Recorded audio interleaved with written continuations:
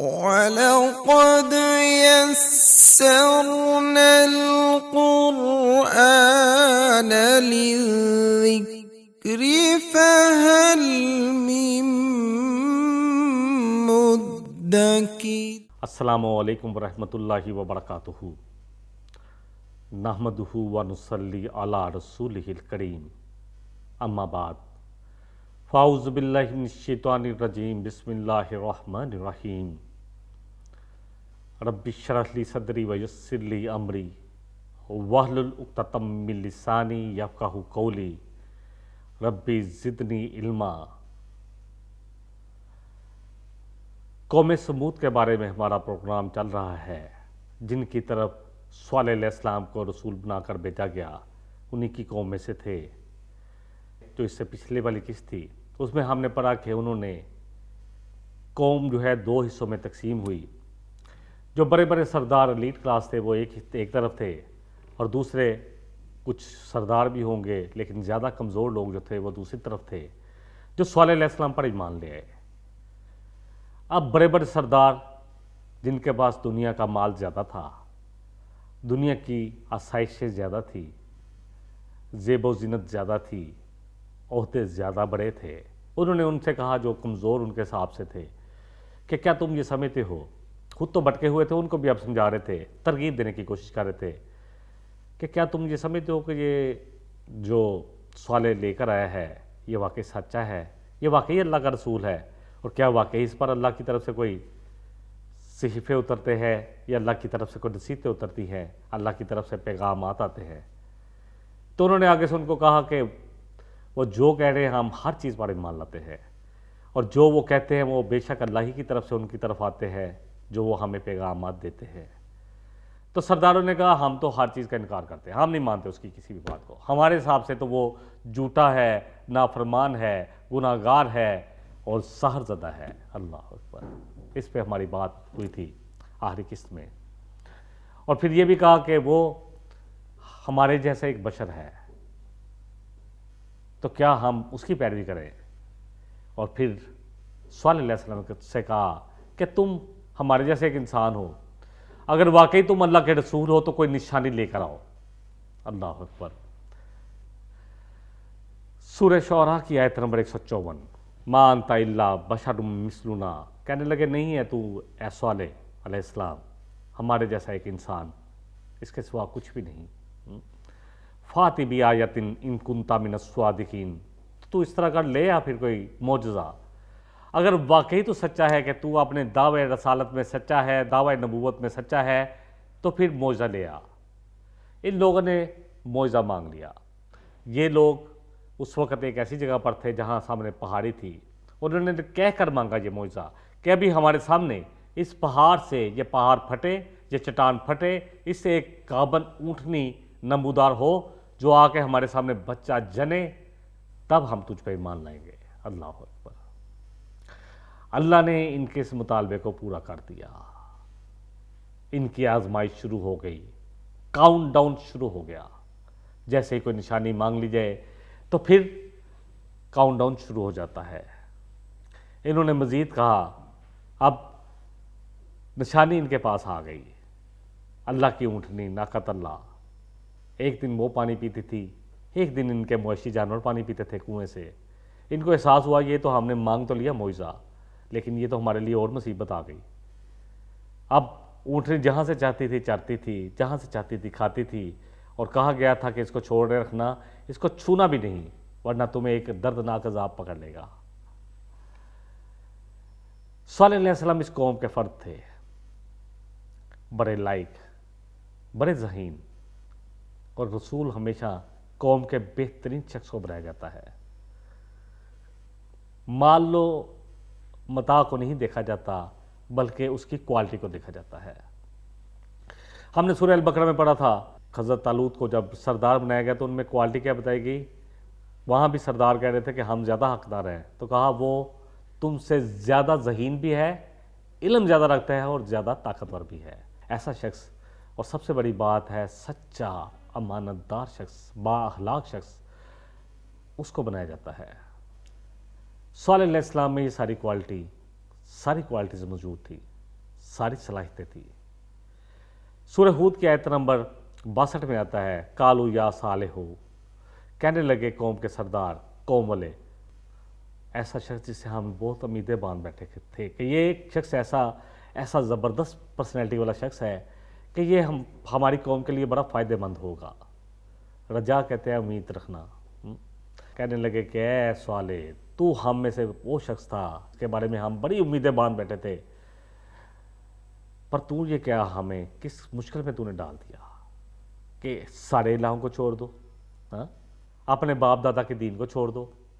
تو نے ہم میں جدائی ڈال دی، کچھ لوگ تجھ پر ایمان لے آئے ہیں، کچھ نہیں لائے، کسی کا بھائی لے آیا، کسی کا بھائی نہیں لایا، کوئی باپ لے آیا بیٹا نہیں لے کر آیا، بیٹا لے آئے باپ نہیں لایا، بیوی لے آئی تو شوہر مان نہیں لایا، یا شوہر مان لے آئے تو بیوی نہیں لے کے آئی۔ یہ تم نے کیسی پھوٹ ڈال دی ہے پورے معاشرے میں، اللہ اکبر۔ اور تو ہمیں روکتا ہے، اتنہانا ان نعبد ما یعبد آباؤنا، کیا تم ہمیں ان کی عبادت سے روکتا ہے جن کی عبادت ہمارے باپ دادا کرتے تھے؟ تو اس سے منع کرتا ہے ہمیں۔ وَإِنَّنَا لَفِي شَكٍّ مِّمَّا تَدْعُونَا إِلَيْهِ مُرِيبٍ، تو نے ہمیں ایک الجھن والے شک میں مبتلا کر دیا ہے، یعنی ہمیں سمجھ نہیں آتی کہ ہم کیا کریں۔ اللہ اکبر۔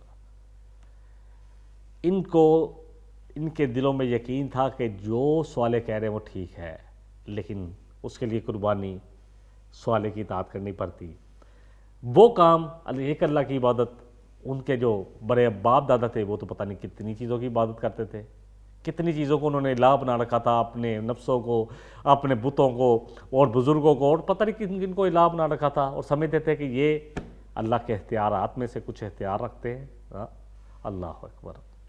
کہنے لگے کہ تو نے ہمیں عجیب کشمکش میں مبتلا کر دیا صالح علیہ السلام، تیری وجہ سے ہم ایک ایسے شک میں پڑ گئے ہیں کہ نہ ہمیں سمجھ میں آتی کہ یہ صحیح ہے جو ہم کر رہے ہیں، نہ یہ سمجھ آتی کہ تو جو کہہ رہا ہے صحیح ہے، ہمیں کچھ سمجھ نہیں آ رہی، ہم شک میں پڑ گئے ہیں، ہمیں تجھ پہ یقین نہیں ہے کہ تو جو کہہ رہا ہے وہی سچ ہوگا۔ اللہ اکبر۔ اور تیرا یہ کہنا کہ ہم اپنے تمام باپ دادوں کو چھوڑ دیں، ان تمام چیزوں کو چھوڑ دے جن کی ہمارے آباء و اجداد عبادت کرتے تھے، ان سب کو چھوڑ دے، تو نے ہمیں الجھن میں ڈال دیا ہے، الجھن امیز شک میں ڈال دیا ہے۔ اللہ اکبر۔ موسیٰ علیہ السلام سے بھی قوم نے یہی کہا تھا کہ تم نے ہمیں کس شک میں ڈال دیا ہے۔ نبی کریم صلی اللہ علیہ وسلم کے بارے میں بھی سرداروں نے کہا تھا، اللہ اکبر، قریش کے بڑے بڑے سردار، کہ بھتیجے تو نے ہمیں کس چکر میں ڈال دیا ہے، تو نے قوم میں پھوٹ ڈال دی ہے۔ اللہ اکبر۔ جب بھی کوئی ایمان والا اللہ کی طرف بلاتا ہے تو لگتا ہے کہ قوم میں پھوٹ پڑی ہے۔ اللہ اکبر۔ کیونکہ کچھ لوگ ایمان لاتے ہیں، کچھ نہیں لاتے، اور وہ سمجھتے ہیں کہ ہم اپنے باپ دادا کی جاہلیت والے طریقے پر تھے تو ہمیں ایک یونٹی تھی۔ اللہ اکبر۔ بہرحال انہوں نے بھی وہی کہا کہ جی صالح، تو نے ہمیں ایک الجھن امیز شک میں ڈال دیا ہے، اور تو ہم سے یہ چاہتا ہے کہ ہم اپنے باپ دادا کے دین کو چھوڑ دیں اور ان تمام چیزوں کو ترک کر دیں جن کی عبادت ہمارے باپ دادا کرتے تھے۔ جب بھی کہا جاتا ہے کسی سے بھی آؤ اللہ اور اس کے رسول کی طرف، کتاب اللہ کی طرف آؤ، نبی صلی اللہ علیہ وسلم کے فرمان عظیم کی طرف آؤ، تو لوگ کہتے ہیں کہ یہ دو چیزیں صرف ہم لے لیں تو باقی چیزوں کا کیا کریں گے؟ جو ہمارے خاندانی رسم و رواج چلے آ رہے ہیں، جن پر ہمارے باپ دادا قائم تھے، ان کو کہاں لے جائے؟ اور یہ مسئلہ آج بھی ہے، باپ دادا کی اندھی تقلید۔ دیکھیں، تقلید کریں، اگر باپ دادا الحمدللہ ثم الحمدللہ ثم الحمدللہ اگر وہ حق پر ہیں، قرآن کتاب و سنت میں ہیں تو ضرور کریں، لیکن پورے ہوش کے ساتھ، کیونکہ میرا اور آپ سب کا امتحان ہے۔ سورہ الاعراف میں آتا ہے کہ جب ایک گروہ کے بعد دوسرے گروہ کو ڈالا جائے گا تو وہ لعنت کریں گے پہلے گروہ پر کہ انہوں نے ہمیں بھٹکا دیا، اور کہیں گے کہ اے اللہ ان کو دگنا عذاب دے آقا۔ تو کہا جائے گا، اللہ فرمائیں گے کہ آپ سب کے لیے دگنا ہے، کیونکہ تم بھی تو اپنے پیچھے اپنی اولادوں کو اسی طرح بھٹکائے ہو۔ وہ بھی سمجھتے ہیں کہ باپ دادا کا دین ہی اسی میں خیر ہے، اور باپ دادا کی تقلید صرف دین میں کی جاتی ہے، ورنہ نہ بزنس میں، نہ تعلیم میں، کسی میں نہیں کی جاتی، دنیاوی تعلیم میں نہیں کی جاتی۔ باپ نے میٹرک کیا تھا، بچہ پی ایچ ڈی کر رہا ہے، کوئی تقلید نہیں۔ باپ نے کیا کاروبار کیا تھا، بچہ کیا کاروبار کر رہا ہے، کوئی تقلید نہیں۔ باپ سائیکل پہ تھا، بچہ آج بڑی گاڑی پہ چل پھر رہا ہے، کوئی تکلیف نہیں، صرف دین میں. ہاں اللہ اکبر. سورہ المائدہ کی آیت نمبر 104 میں آتا ہے وَإِذَا قِيلَ لَهُمْ تَعَالَوْا إِلَىٰ مَا أَنزَلَ اللَّهُ وَإِلَىٰ الرَّسُولِ، جب ان سے کہا جاتا ہے آؤ اس چیز کی طرف، آؤ اس چیز کی طرف جو جس کو اللہ نے نازل کیا ہے، یعنی اس کتاب کی طرف اور رسول صلی اللہ علیہ وسلم کی مبارک زندگی کی طرف آؤ. قَالُوا حَسْبُنَا مَا وَجَدْنَا عَلَيْهِ آبَاءَنَا، تو کہتے ہیں کافی ہے ہمارے لیے جس پر ہم نے اپنے باپ دادا کو پایا ہے، کافی ہے وہ دین ہمارے لیے. اللہ اکبر. اَوَلَوْ كَانَ آبَاؤُهُمْ لَا يَعْلَمُونَ شَيْئًا وَلَا يَهْتَدُونَ. اللہ فرمانا ہے چاہے ان کے باپ دادا کوئی کسی قسم کا علم نہ رکھتے ہوں، غلط علم پہ ہوں، جہالت پر ہوں اور نہ ہی ہدایت پہ ہوں، تب بھی انہیں کی پیروی کرتے جائیں گے. اللہ کے واسطے آج آنکھیں کھول لے. یہ نہ ہو کہ قبر کے سوالوں میں ہمیں پتہ ہی نہ ہو کہ رب کون ہے. پہلا سوال، تمہارا دین کیا ہے؟ من ربو کا ما دینو کا. پھر نبی صلی اللہ علیہ وسلم کے کیا ان کی اتباع کرتے تھے، ان کی پیروی کرتے تھے. اور پھر پوچھا جائے گا جو جواب دے دے گا کہ ان ساری باتوں کا، کہے گا کہ میرا رب اللہ، میرا دین اسلام ہے اور محمد صلی اللہ علیہ وسلم میرے رسول ہیں، یہی میرے لیے اسوائے حسنہ ہے، انہی کی اتباع اور انہی کی اتباع اور اطاعت کرتا رہا. تو پوچھا جائے گا کہ تمہیں یہ ساری باتیں کیسے معلوم ہوئیں؟ تو کہے گا کہ میں نے اللہ کی کتاب پڑھی تھی، اس کو سچ جانا تھا، اس کی تصدیق کی تھی، یعنی سچ جانا تھا، اسی کے مطابق مجھے اسی سے یہ باتیں پتہ چلی. تو لیکن اگر ہم صرف اپنے باپ دادا کے دین پر، دنیاوی تعلیم پر ہمارے کتنا وقت صرف ہوتا ہے. ایک بچہ یقین جانے جب وہ پڑھ کر نکلتا ہے، صرف گریجویشن کی بات کر رہا ہوں، جس میں صرف اس کو ایک گریجویشن کی ڈگری ملتی ہے، اس کے لیے 4 یا 5 سال کی عمر میں ہم اس کو اسکول بھیج دیتے ہیں، بلکہ اب تو 3 سال کی عمر میں ہم بچوں کو حوالے کر دیتے ہیں مونٹی سیری یا پلے گروپ کے نام پہ.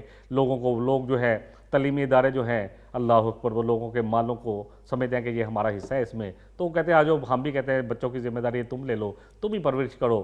پھر اس کے بعد 5 سال کی عمر میں اگر وہ شروع کرتا ہے اور اگر وہ میٹرک کرتا ہے تو اس کے لیے پھر 10 سال چاہیے، یعنی 15 سال میں میٹرک کرے گا. اور اگر او لیول کرتا ہے تو 16 سال کی عمر میں کرے گا، اے لیول 18 سال کی عمر میں کرے گا. پھر اس کے بعد 4 سال کا گریجویشن کا کورس ہے. پھر 22 یا 23 یا 24 سال کی عمر میں جا کر بامشکل وہ گریجویٹ ہوتا ہے. پھر اگر وہ کسی مضمون میں ماسٹر کرنا چاہے تو 2 سال اور چاہیے یا 1.5 سال اور چاہیے. کتنا ٹائم دیتے ہیں ہم؟ اللہ اکبر. 27-28 سال، 5 سال لیس بھی کر دیں تو 23 سال. اس قرآن کے لیے 23 مہینے نکال لیں خدا کے واسطے، اس کتاب کے لیے اور نبی کریم صلی اللہ علیہ وسلم سے کہ ذات کے لیے، ان کی سیرت کے لیے صرف 23 ماہ نکال لیں، صرف 2 سال. یقین جانے ہمیں سمجھ میں آ جائے گی کہ ہماری دنیا میں آنے کا مقصد کیا ہے. ہمیں پتہ چل جائے گا کہ اصل زندگی کیا ہے، کیا نبی کریم صلی اللہ علیہ وسلم نے کیا، آپ نے کیا ہدایت کی، ہمیں کیا کرنا ہے. مانتے ہیں اللہ کو، لیکن اللہ کی اگر مانیں گے نہیں تو پھر کیا ماننا ہوا. مانتے ہیں رسول صلی اللہ علیہ وسلم کو، اپنی جان سے بھی زیادہ محبت کرتے ہیں، لیکن اگر ان کی مانی نہ تو پھر ہم نے کیا حاصل کیا. اللہ اکبر. اللہ فرما رہے ہیں کہ ہم نے ان کے اور ان کے درمیان میں ایک چیز حائل کر دی. وہ جو چاہتے تھے اسی طرح چاہتے تھے جس طرح کہ ان سے پہلے لوگ چاہتے تھے، یعنی وہ دین حق کی طرف آنا ہی نہیں چاہتے تھے. انہم کانوا فی شک مریب، وہ اس کے بارے میں ایک الجھن امیز شک میں پڑے ہوئے تھے. جب انسان شکوں میں پڑ جائے نا، اس لیے کہا گیا سورہ البقرہ کی آیت نمبر 2 میں ذالک الکتاب لا ریب فیہ، دیکھو یہ اللہ کی کتاب ہے، لا ریب فیہ، اس میں کچھ شک نہیں ہے. ھدی للمتقین، کن کے لیے ہے؟ کن کے لیے ہدایت ہے؟ تقوی والوں کے لیے. للمتقین، تقوی والوں کے لیے، جو اللہ سے ڈرنے والے، جو شکوں میں نہیں پڑیں گے. کتاب پر ایمان تبھی ہمارا کامل ہوگا جب سب سے پہلا جو اس کا حق ہے کہ ہم کتاب کے بارے میں یہ یقین کر لیں کہ یہ اللہ کی کتاب ہے اور یہی ہمیں حق کی طرف چلائے گی. یہ قرآن بالکل سیدھے راستے کی طرف چلائے گا. تب یہ یقین ہمیں کتاب سے ہدایت کی طرف مائل کرے گا. بہرحال انہوں نے یہ شک میں پڑے ہوئے تھے. اور دیکھیں سورہ نمل کی آیت نمبر 14 میں ہم نے پڑھا تھا، جب موسیٰ علیہ السلام نے فرعون کو دعوت دی تو ان کے دلوں نے مان لیا تھا. وَجَاهَدُوا بِهَا اللہ فرما رہے ہیں کہ انہوں نے قبول کر لیا تھا، جھگڑا کیا، حالانکہ ان کے دلوں کو یقین آ گیا تھا، ظلم کیا اور اپنی برائی کے ساتھ اپنے آپ کو تکبر کی وجہ سے انہوں نے انکار کر دیا حق کا۔ اللہ اکبر۔ بہرحال یہ مسئلہ ہمیں بار بار یہی چیزیں اللہ اس قرآن کو مختلف پیرائے سے ہمیں سمجھا رہے ہیں کہ کیا کیا ان قوموں نے جو ہلاک ہوئی، اور تمہیں وہ کام نہیں کرنے۔ بہرحال صالح علیہ السلام نے ان کی بات کے جواب میں کہا قالا یا قومی ارائیتم ان کنتو علی بینۃ، کہ اے میری قوم کیا تم دیکھتے نہیں کہ اگر میں ہوں پوری روشن دلائل کے ساتھ تمہیں دین پیش کر رہا ہوں، میرے ربی جو میرے رب کی طرف سے مجھے دیے گئے ہیں، وآتانی منہ رحمتاً، اور اس نے مجھ پر رحمت کی ہے، فمن ینصرونی من اللہ ان عصیتہ، تو میں اگر تمہاری بات مان لوں، میں اللہ کی نافرمانی کروں تمہاری وجہ سے، تم کہتے ہو ہمارے میں پھوٹ ڈال دی ہے، تم کچھ مان لو، کچھ یہ کرو، اگر میں اللہ کی نافرمانی کروں تو کون ہے جو میرا مددگار بنے گا اللہ کے ہاں؟ اللہ اکبر۔ اور کون ہے جو میرے نقصان میں جو اضافہ ہوگا اس سے مجھے بچا پائے گا؟ کیا تم مجھے میرے نقصان سے بچا پاؤ گے؟ میں اگر تمہاری بات کو مان لوں تو کون ہے جو مجھے میرے جو زیادتی ہوگی میرے نقصان میں، کون ہے مجھے اس سے جو بچا پائے گا؟ اللہ اکبر۔ سورہ نمل میں آتا ہے وَلَقَدْ أَرْسَلْنَا إِلَىٰ ثَمُودَ أَخَاهُمْ صَالِحًا۔ الحمدللہ یہ بار بار اس لیے رپیٹ کر رہا ہوں کہ ہمیں پتہ چلے۔ پھر یہ دو گروہوں میں تقسیم ہو گئے۔ کہا موسیٰ علیہ السلام نے، اللہ اکبر، یہ دوبارہ کاٹ دیجئے کہ جی صالح علیہ السلام کہنا تھا، قالا یا قومی، کہا صالح علیہ السلام نے کہ اے میری قوم، لیما تستعجلون بالسیئات قبل الحسنہ، اے میری قوم تم برائی کیوں مانگتے ہو؟ بجائے کہ تم اللہ کی مہربانی مانگو تم برائی مانگ رہے ہو، کہتے ہو کہ ہم نہیں مانیں گے۔ کیوں نہیں مانتے اللہ کی؟ لولا تستغفرون اللہ لعلکم ترحمون، تمہیں کیوں نہیں کرتے اللہ سے استغفار، اللہ سے بخشش مانگو تاکہ تم پر رحم کیا جائے۔ کیوں برائی کو پسند کر رہے ہو؟ حسنات کی بجائے نیکی والے کاموں کو چھوڑ کر برائی کی طرف کیوں مائل ہو رہے ہو؟ کیوں ان کو پسند کر رہے ہو؟ کیوں نہیں اللہ سے استغفار کرتے تاکہ تم پر رحم کیا جائے؟ کیوں نہیں کر رہے؟ قوم نے اب ان کو بالکل سیدھا جواب دیا، کہنے لگی فاتی بآیۃ ان کنت من الصادقین، تو لے آ پھر جو نشانی تو نے لے کے آنی ہے، اگر تو سچا ہے لے آئے وہ نشانی جس کے بارے میں پہلے بھی ذکر ہو گیا کہ کہا یہ ہے اللہ کی اونٹنی، اس کے لیے ہے پانی پینا ایک دن، وَلَكُمْ شِرْبُ یوم معلوم، اور دوسرا دن تمہارے لیے ہے جو تمہیں معلوم ہے کہ اب اس میں وہ دن تمہارے لیے ہوگا، یعنی تمہارے مویشی جانور کے لیے ہوگا، اور ایک دن اللہ کی اونٹنی، کیونکہ وہ اللہ کی طرف سے ایک نشانی بنا کر بھیجی گئی تھی، وہ اتنا پانی پی لیتی تھی کہ کنویں کا ایک دن کا پانی اس کے لیے کافی ہوتا، پھر دوسرے دن ان کے مویشی جانور پانی پیتے۔ کہا یہ نشانی آ گئی جو تم نے مانگی ہے، اور دیکھو اس کو چھونا نہ، برائی کی وجہ سے، بری نیت سے اس کو چھونا بھی نہ، تو اگر تم نے ایسا کیا فَيَأْخُذَكُمْ عَذَابُ يَوْمٍ عَظِيمٍ، تو تمہیں پکڑ لے گا بڑا عذاب، بڑے دن کا عذاب۔ سورہ شمس میں بھی آتا ہے، کہا ان کے رسول نے ان سے کہ یہ اللہ کی اونٹنی ہے، اور دیکھو اس کو پانی پینے دینا، اس کو پانی پینے سے نہ روکنا۔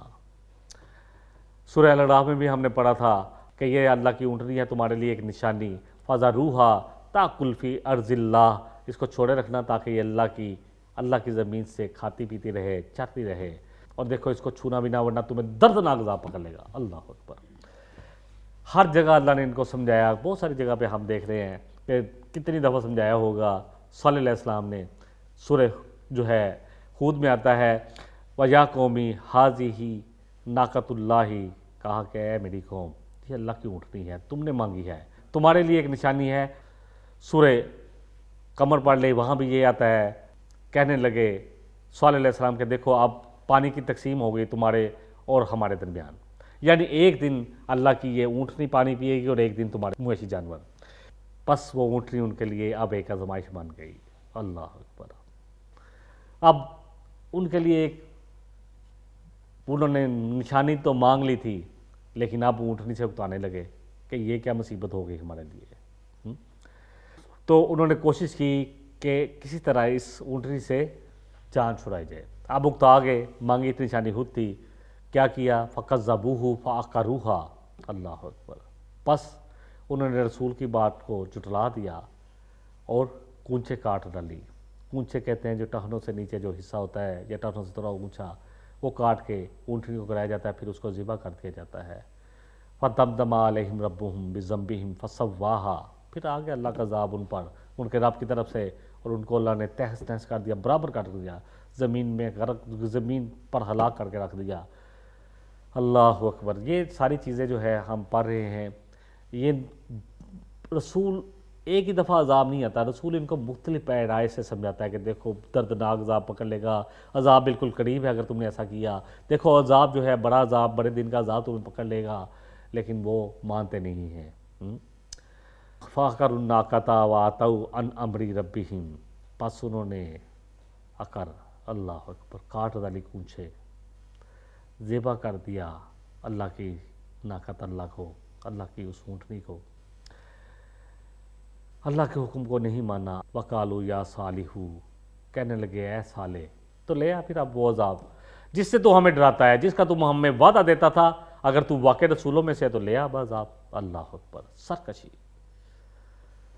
سورہ شعراء میں آتا ہے فَعَقَرُوهَا فَأَصْبَحُوا نَادِمِينَ، پس انہوں نے کاٹ دی اس کی پونچھے اور ہو گئے پھر پچھتانے والوں میں سے، عذاب آیا تو پچھتانے والوں میں سے ہو گئے۔ سورہ ہود میں آتا ہے فَعَقَرُوهَا فَقَالَ تَمَتَّعُوا فِي دَارِكُمْ ثَلَاثَةَ أَيَّامٍ، جب انہوں نے کونچے کاٹی تو صالح علیہ السلام نے ان سے کہا کہ اب تمہارے پاس صرف 3 دن ہے، جو موج مستی کرنی ہے کر لو۔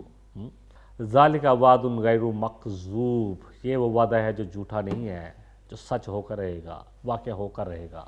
انہوں نے کونچے کاٹ ڈالی، ان کو انہوں نے سمجھایا کہ اب تم نے اگر کاٹ ڈالی ہیں تو یاد رکھو کہ اب یہ وعدہ تم پر آ ہی جاتا ہے، تم نے جو کر دیا ہے اب اس کا بدلہ تم پا لو گے۔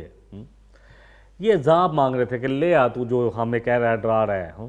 بہت ساری جگہ پڑھا کہ قومیں جو ہیں آج بھی لوگ کہتے ہیں کہ پھر جو کرنا ہے کر لو، یا اس وقت نبی صلی اللہ علیہ وسلم سے بھی یہی کہتے تھے کہ اے اللہ، اگر جو یہ تیرے نبی صلی اللہ علیہ وسلم لے کر آئے ہیں اور یہ واقع تو نہیں نازل کیا ہے تو پھر ہم پر پتھروں کی بارش کر دے، یا عذاب علیم لے آ ہم پر۔ سورہ انفال کی آیت نمبر غالباً 30 ہے یا 32 ہے، تو اس میں آتا ہے۔